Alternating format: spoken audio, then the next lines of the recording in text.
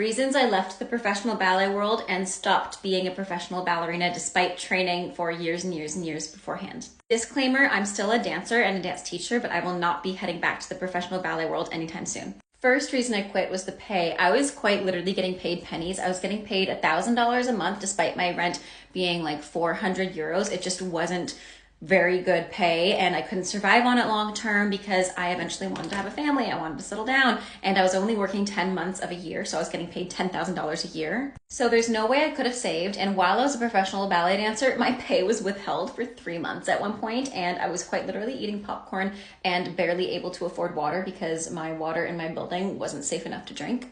Number two, my body was literally telling me something was wrong. You know when they say that your body knows sometimes? Well, my body knew something wasn't right, whatever I was doing in my life, because I kept getting injured. And when I mean getting injured, I mean I literally had a femoral stress fracture. And if you don't know what your femur bone is, that is the biggest bone in your body. It is your leg. And I fractured that once. And then after I took a break and came back, I fractured the other one. It was actually a stress reaction, so it hadn't quite broken yet. Regardless, it was probably one of the most painful injuries I've had in my entire life, and I don't wish that upon anybody. So my body was literally breaking down, and I attribute that to poor nutrition because I was literally poor, like could not afford good nutrition at the time. And I also attribute it to not being able to take a break because I was so nervous.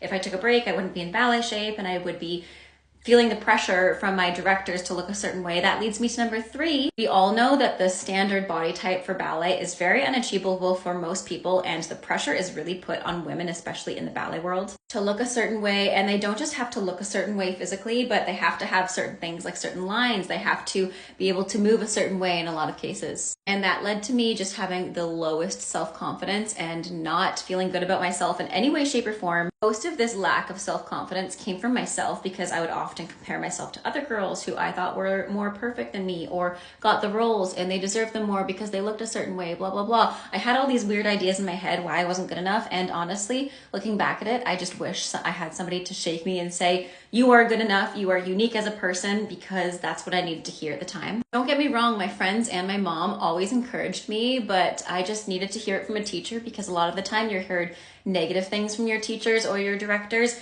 and you just need to hear those positive things sometimes. Reason number four, I left my home at the age of 14 to go study at Canada's National Ballet School, and I went to the boarding school. So I had been missing my family for a decade. Like, I quit professional ballet when I was about 22 or 23 or 24, and I just missed home. So I made the decision in 2019 that I was going to come back home because I genuinely missed Canada. I missed my friends, I missed my family, I missed my mom most of all. And on top of that, I met my current partner. That's why I quit.